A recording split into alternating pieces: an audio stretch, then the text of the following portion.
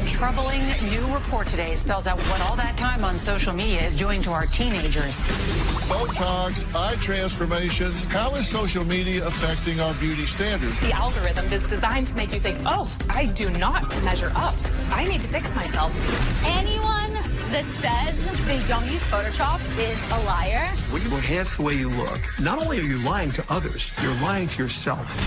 All four of us are sitting here making money off of people's insecurities, whether you want to admit it or not. Let me give a piece of advice to everybody out there. Under-promise and over-deliver. Let's do it. Good show, everybody. Here we go. This is a safe place to talk about hard things. Stand by. We'll count you down. Today is going to be a changing day in your life. 5, 4. Get ready to take care of you.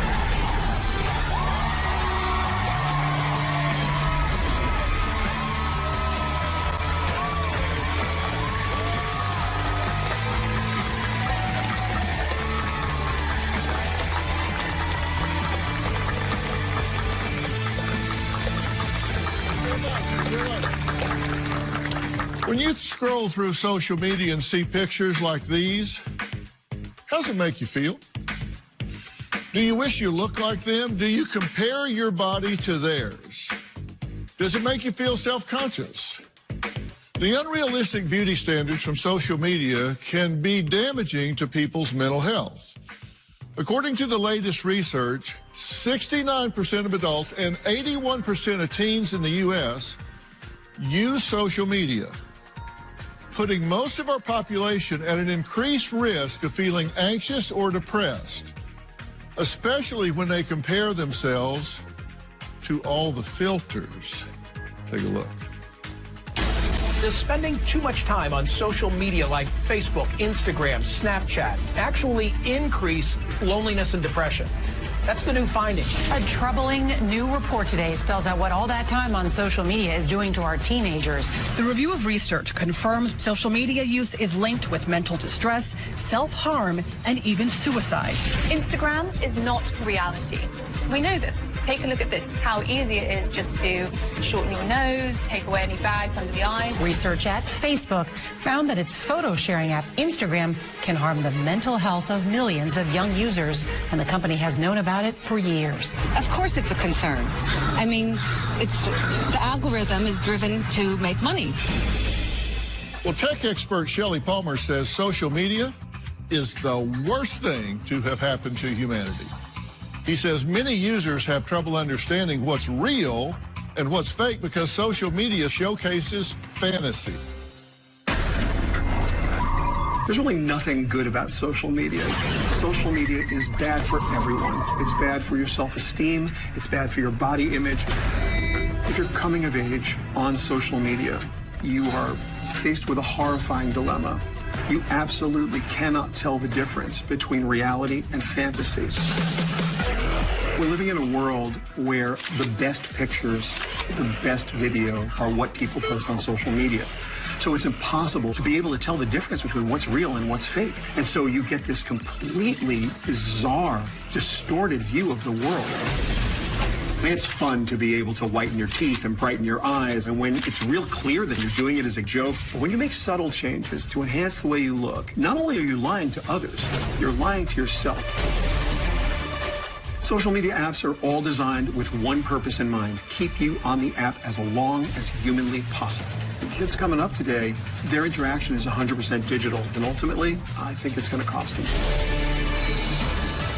Social media is as addictive as the best sexual activity you've ever had, the finest food you've ever dreamt of. There is absolutely nothing more addictive.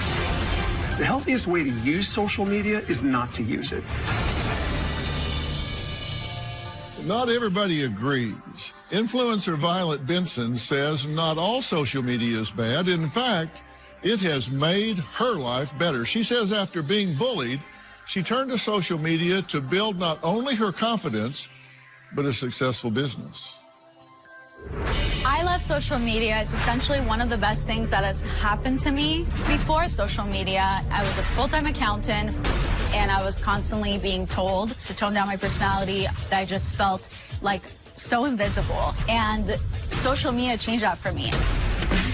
I remember that I was like, wouldn't it just be silly if I just created an account just for fun, like a meme account? Created Daddy Issues, the Instagram account, which was anonymous. But it was my alter ego. This girl was so cool. Everyone loved her. All the boys liked her. Social media has given me opportunities that I wouldn't have otherwise. I was able to quit my job, and then the second year after quitting my job, I made 3 times that. Thanks to social media, I was able to buy a home. Hi guys, welcome to my beautiful home.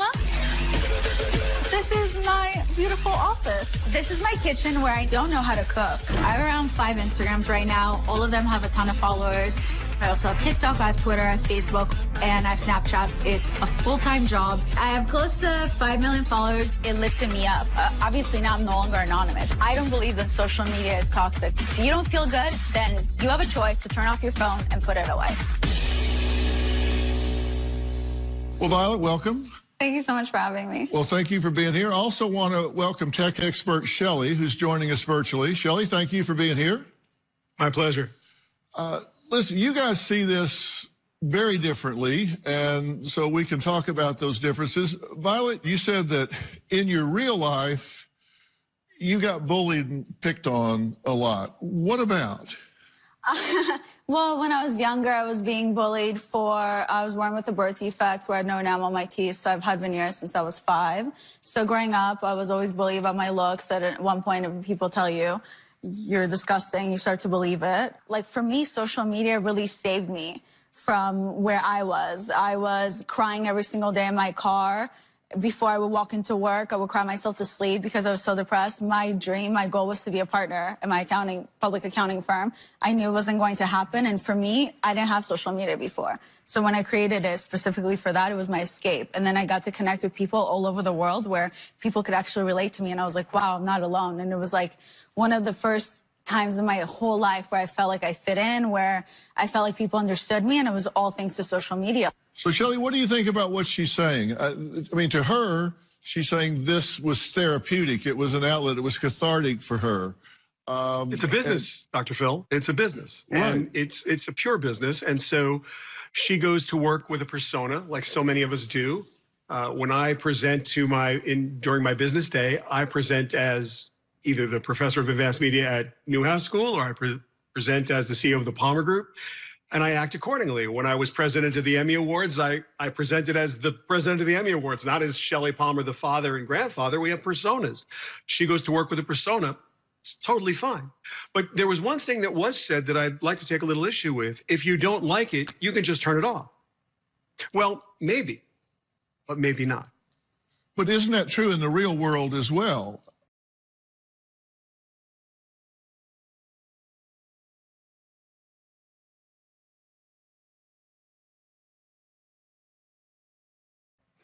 No, it isn't actually, because the algorithms are tuned to keep you engaged no matter what, especially if you look like me. You love donuts. I love donuts.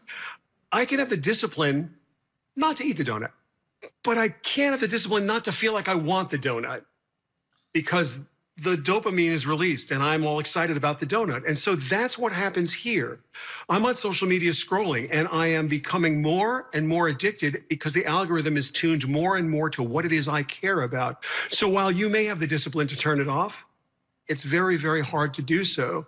I applaud what she's done with Daddy Issues. I think it's fantastic, but it's not the average person's experience on social media. Right, but when you were speaking, you said you were using words, or I could do this, or I may do this, which means when you were using those words that you had a choice each single time. I'm simply saying you can have the discipline to make a choice, but you cannot force yourself not to feel what it is you feel. And when dopamine is released at this level, right, you don't have the ability not to feel. You may have the ability and the discipline to choose. Research shows that you need 7 days to change a bad habit into a good one.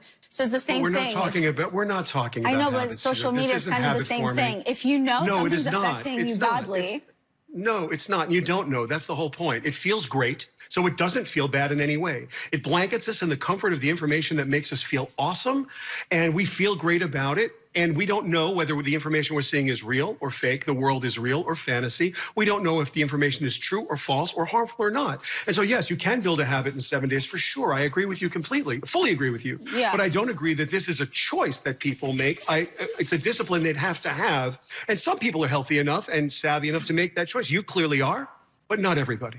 Well, that's one of the things that I want to talk about today, because listen, 69% of adults and 81% of teens use social media in the United States, and I'm not naive enough today to think that we're going to dramatically change those percentages. What I do hope is we can cause people to maybe be a little more conscious of what effect it has on them. And I hope we can at least make people aware that they're comparing themselves to a fiction, to a fantasy in many respects, because those aren't real people. Those are filtered people, photoshopped people, and that's not reality. And we're going to talk about that next, because from booty lifts, lip filler, Botox, eye transformations, how is social media affecting our beauty standards? We're going to talk about that when we come back.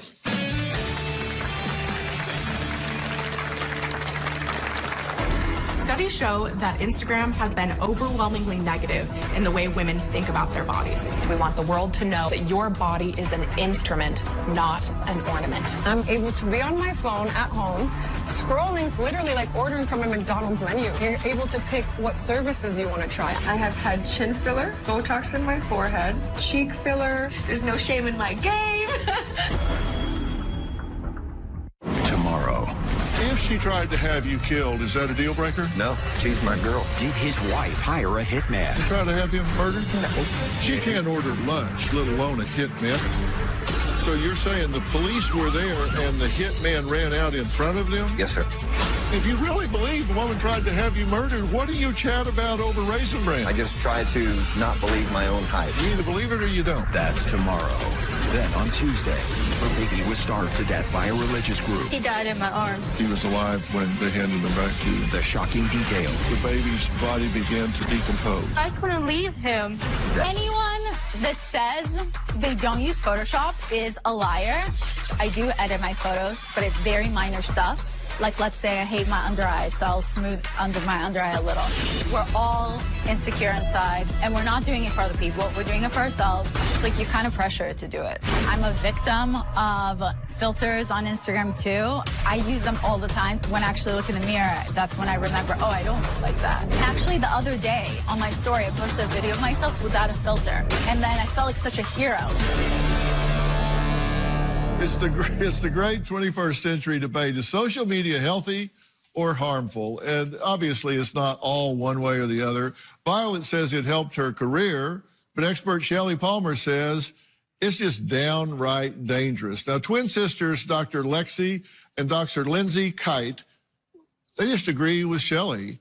They're body image experts and co-authors of a great book, More Than a Body, who say social media has negative impacts on all of its users, especially women. Take a look. Social media is highly addictive. The algorithm is designed to make you think, oh, I do not measure up. I need to figure out how I can fix myself. My twin sister Lexi and I both realized that we had really been affected by media representation of women's bodies. Social media really magnifies that problem by giving a platform to ask other people to value and validate your looks. Studies show that Instagram has been overwhelmingly negative in the way women think about their bodies. Many women admit to photoshopping and editing their own photos, using filters whenever possible. It's actually causing us real harm. Filters seem really fun and innocent.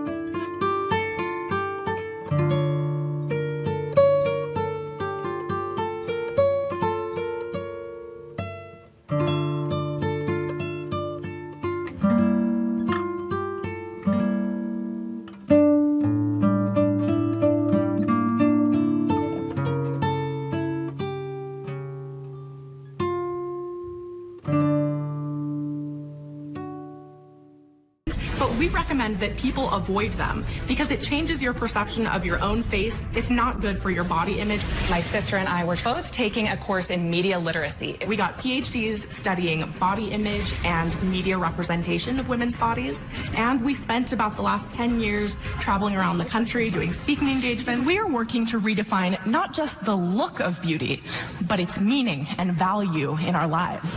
We had felt like we needed to write a book. Together, we feel like we have crafted a message and a book that it's resonated really strongly with people. We want the world to know that your body is an instrument, not an ornament. People feel bad about their bodies, and social media makes that much worse. Fatima is the founder of AFL Beauty and says social media has removed the taboo of changing your body. She says many users want to look just like the pictures they see, and if they want fillers or surgery to feel more confident, well, then they should do it. Without a doubt, social media has changed my life. I'm able to be on my phone at home, scrolling through the feed, and I'd say, oh my God, look at this before and after picture. Like literally like ordering from a McDonald's menu. You're able to pick what services you want to try. There's Botox, there's filler, there's cheek lift, there's thread lift, there's breast lift. It's never ending. I've had a huge bump on my nose. It made me very insecure. And I had seen that you can get your nose fixed with filler. I immediately booked an appointment. My lips were a huge insecurity for me as well. As soon as I got that one syringe in my lips, it changed my life. It gave me confidence. I felt like people weren't just focusing on that bump and those little paper-thin lips of mine. I was so floored by the amazing transformation that I decided to create my own beauty bar, and I'm a college dropout. I have had chin filler, Botox in my forehead. I have had cheek filler, shots here to contour my face. I've had the slimming shots to contour here and to melt the fat. There's no shame in my game. The most requested look for the fox size is the Bella Hadid fox eye thread lift. I tried it myself, and I'm close to 40. Social media has completely normalized all these treatments. Back in my day, when people were getting Botox, they were very like hush-hush about it. I thought it was taboo, and that's why I love social media. I tell everyone that beauty starts from within, but if something bothers you, you fix it. I did. It made me happier. Well, welcome, Fatima and Dr. Lexi. Thank you both for being here. Dr. Lindsay is joining us virtually. Dr. Lindsay, thank you for joining us as well. Hi, so happy to be here. Congratulations on your book, More Than a Body. Thank you. Great job, great read. I think it's got a lot of information for people to... I don't think you can read this book and not feel better about yourself. Oh, thank you. What a compliment. I mean, that's your goal, right? Yes. For people to be more accepting of who they are and redefine the yardstick they use in measuring who they are. Absolutely. So if that was your goal, I think you hit the nail on the head. Thank you so much. So congratulations to both of you on that. Now, Fatima, your point is, if there's something about yourself you don't like, and it's fixable, it's changeable, and you have the means to do it, then why not do it? Yeah, of course. Why not? If it makes you happy. Is there anything that you wouldn't do? Surgery-wise? Yeah, to make a change. I mean, I feel like I pretty much did a lot. I've enhanced a whole bunch of things, and I don't think that there's anything that I really wouldn't do unless it's safe. Like, I wouldn't break a bone to enhance something. You made a point that there was a time when people would be secretive about that, like sneak around to get Botox or something. But you're saying, what's the point? Why would you hide it? I feel like a long time ago, it was such a taboo to have all these things done. And of course, everyone in Hollywood does it. Everyone in the TV and the movies, they do it, but they're hush-hush about it. Yeah. So I had super paper thin lips when I was younger. And the first time I've ever received fillers was when I was 20, 21. I had my lips done. I was made fun of for having paper thin lips. And even though I was a beautiful girl, I just didn't want people to constantly point out my flaw. As soon as I did it, it made me immediately feel better, and I felt more secure. We grow up believing that we are bodies first and people second. And we're here to tell the world that there is another way. This secure smile adding years to your face? The secret to a brilliant, youthful smile. With celebrity cosmetic dentist, Dr. Korush Madahi. Where does the aging aspect come from? The pioneer of anti-aging dentistry. Their whole arch narrowing, the cheeks go in. Is all of this fairly easy to correct? I've got a secret with Robin McGraw. You can really have the most beautiful smile in a matter of 2 weeks. Available on Apple Podcasts and Spotify. Do you know a loved one who stopped working at the start of COVID and is now refusing to return to the work?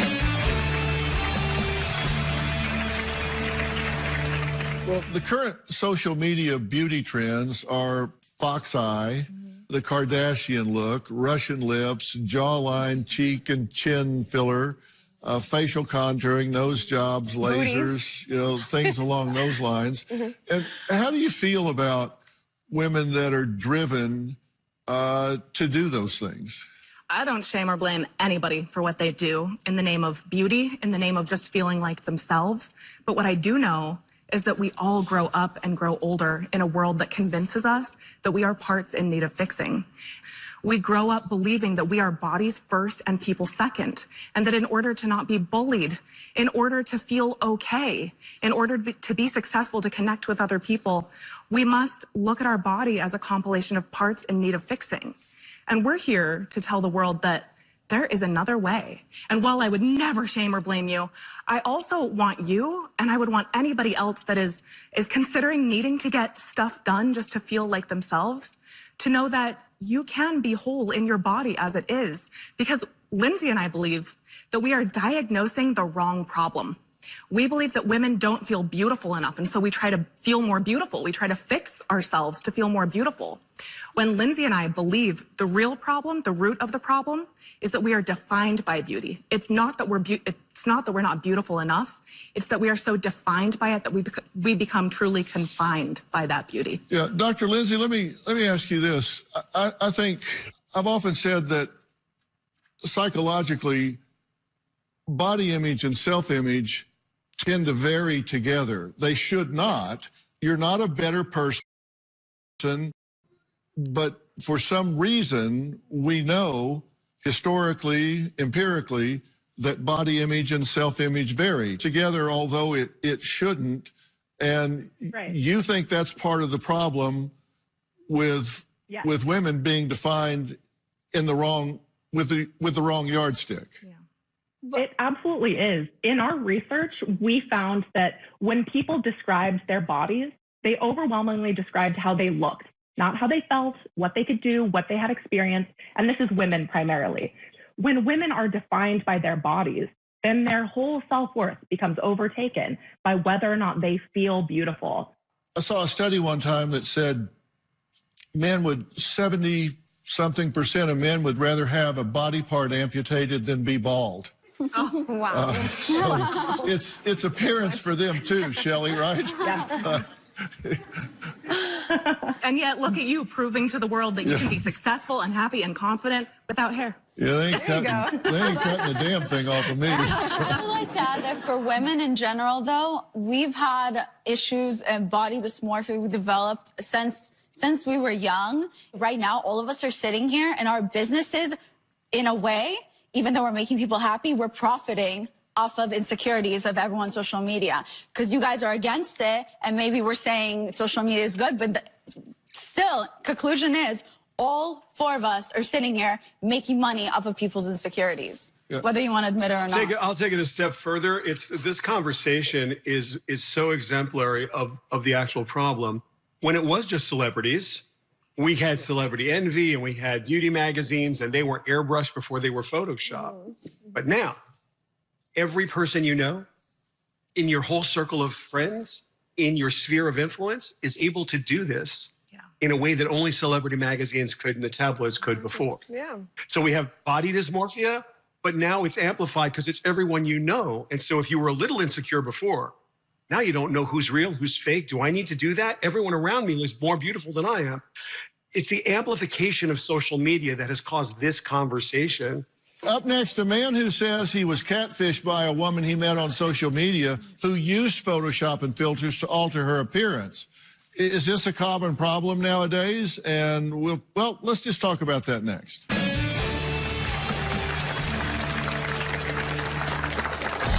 I contacted a girl on social media. She looked like everything I usually like.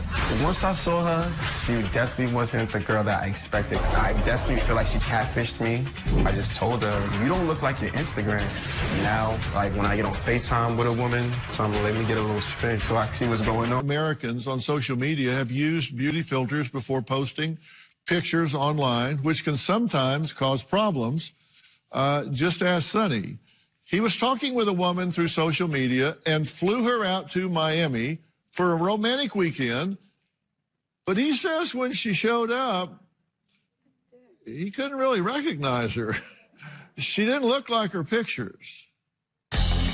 Not long ago, I contacted a girl on social media. When I saw her online, she looked like everything I usually like. We had chemistry from the very beginning. We talked to each other for about 2 weeks before we got a chance to see each other in person. I booked her a $400 round trip to come see me in Miami. Once I saw her, I could just kind of tell that it just wasn't the same. I gave her a hug, I embraced her. I just realized, like, man, I've been duped. She looked so different. The way your Instagram looks and the way you look in real life is not the same thing. She definitely wasn't the girl that I expected. I just told her, you don't look like your Instagram. I recorded what happened. It went viral. The way you look in real life is not the same thing. There's not even a debate. Really, it's not the same thing at all. I never said the girl was ugly. I just told her that I was deceived. You're not ugly. You don't look like your gram. You don't. I definitely feel like she catfished me. Social media is toxic and it causes a lot of comparison. It's definitely hard for men as far as it comes to like Photoshop. We don't really see the little blemishes or whatever might be there. Now, like when I get on FaceTime with a woman, so I'm gonna let me get a little spin so I can see what's going on. A woman's value isn't just how she looks, but our society is putting the pressure on them to use filters. If you don't have the right mental strength, it could be a detriment to you. I wish that women would use the platform to be more honest. Wow. Well, joining us virtually is Sonny. Sonny, I think it may be good that you're virtual. Seriously.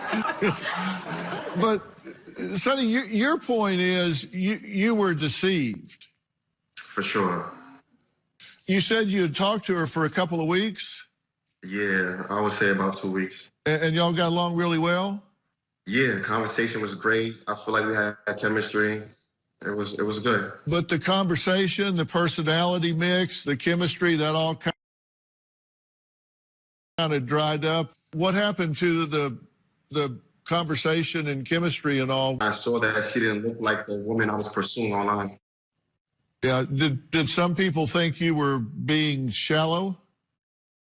Yeah, I'm pretty sure a lot of people thought I was being shallow about it, you know, but everyone is entitled to their own standard. You should have known better. You should have FaceTimed her. You should have FaceTimed her and made sure to see the real her. Did you FaceTime with her? Yeah, I FaceTime her, but I'm not the type of guy that's going to get on FaceTime, and I'm not really going to be asking girls to show me their body and stuff like that. That's not really my style. It's your style to videotape it, though, secretly, and then make it go viral. That's your style. But it's not your style to ask her to show you her body before she flies to Miami. I actually videotaped the young lady because in my apartment, when I started to tell her that she didn't look the same, she started raising her voice and yelling at me. So I felt like I had to defend myself. I started recording her. That's why you don't see her face or anything. Right. If you're in this dating game, and she is, and I haven't been on a date with anybody other than Robin in almost 50 years. If you know that's the game,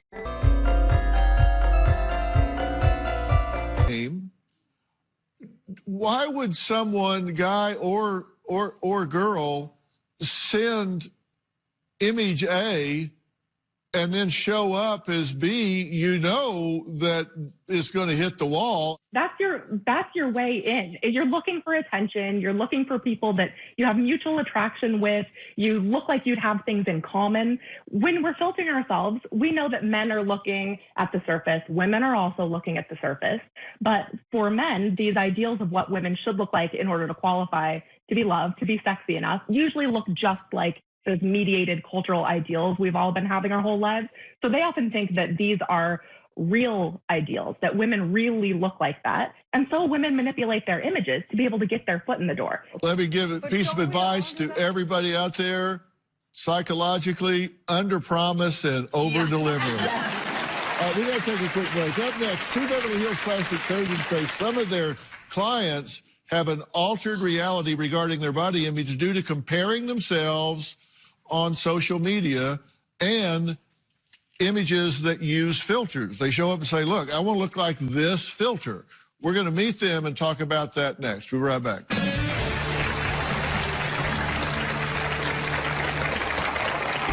These influencers have to sit at home and edit all their pictures.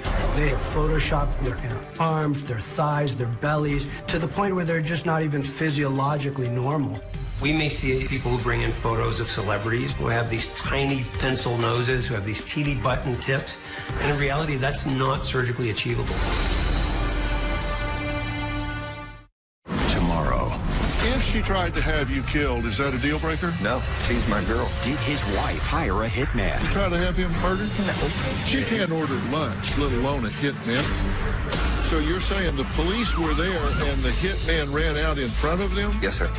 If you really believe the woman tried to have you murdered, what do you chat about over Raisin Bran? I just try to not believe my own hype. You either believe it or you don't. That's tomorrow.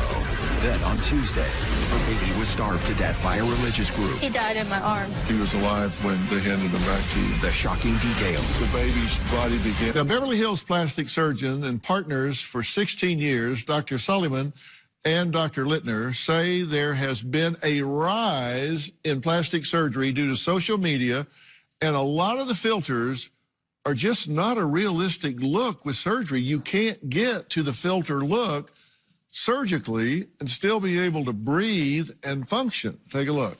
The reason I don't like social media is because it creates an illusion that doesn't really exist. It creates expectations that can't be achieved. A lot of people follow influencers and see photos or videos that are just unrealistic. They're doctored, they're photoshopped, they're faked.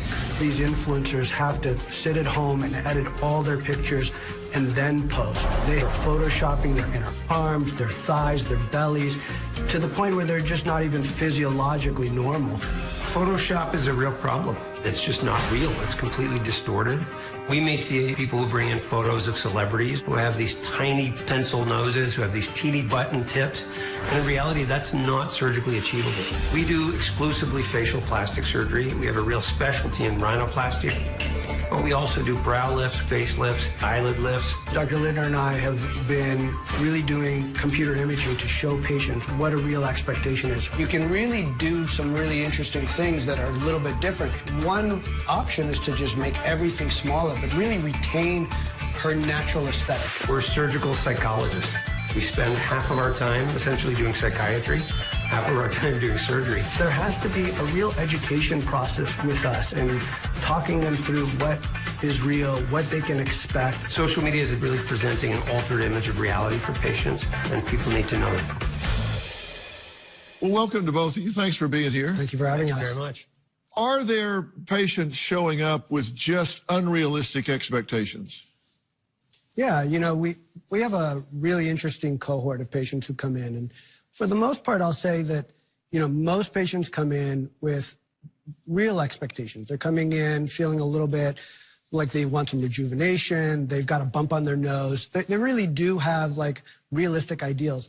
But I do think at the same time that Instagram in particular has really warped the image a little bit. They see themselves with these filters. They see themselves face-tuning themselves. They also see others who they don't realize are doing these things. A lot of the influencers really do Photoshop and face-tune and filter and then post. And so they don't really understand what is real and what's not. Well, Shelley, that's one of your ultimate original points is that there is a real confusion, particularly with younger people, about knowing what's real and what's fantasy, right? Absolutely. And most importantly, not only do you not know what's real and what's fake, you are forced into believing that the closest connections that you have all look like what they don't look like. Not only are they lying to you, importantly, they're lying to themselves. Have you written into the show and haven't heard back yet? Send us your email again. We want to make sure we don't miss it. Log on to drphil.com and click on Be on the... Now that some of the COVID-19 restrictions have been lifted, we can have a studio audience back. If you're going to be in the Los Angeles area and would like to attend a taping, go to drphil.com and click on Be Part of the Audience and select In Studio. Tickets are free, and we can't wait to see you here.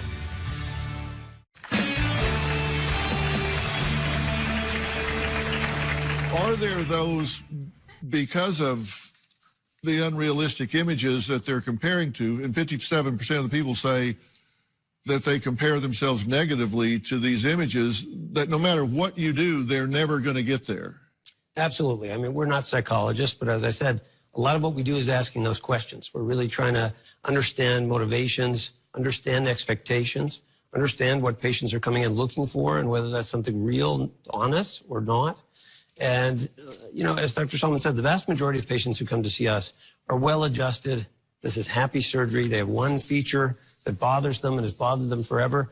And getting that taken care of transcends into a different place in terms of self-confidence, self-awareness, feeling good about themselves. That said, there are patients who come in and who are very much influenced by this social media phenomenon. Well, and the algorithms are designed to take the person deeper and deeper into what it is they tend to value. Yeah. And so if there's something that they tend to respond and spend more time on, they'll start feeding them those images, which pulls them deeper and deeper into that sort of thing. And if it's unhealthy for them, then it really is an addiction. I mean, there truly is a dopamine track, just as there is with anything else. And if it's something like daddy issues, you're selling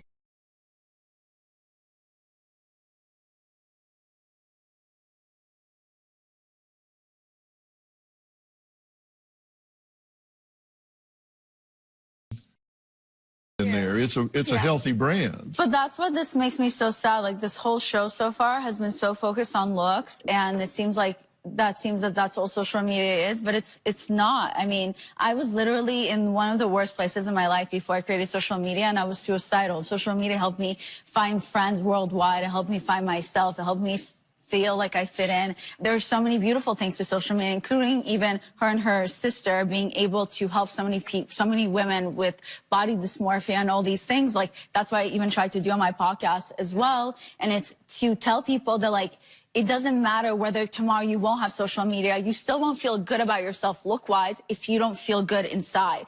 We really need to be aware of who's watching. And overwhelmingly, it's young girls who are looking for what makes them valuable. All right, coming up, a Facebook whistleblower went to Congress to try and pass a bill about social media. What came of it? We'll talk about that and who really is vulnerable to misinformation when we come back.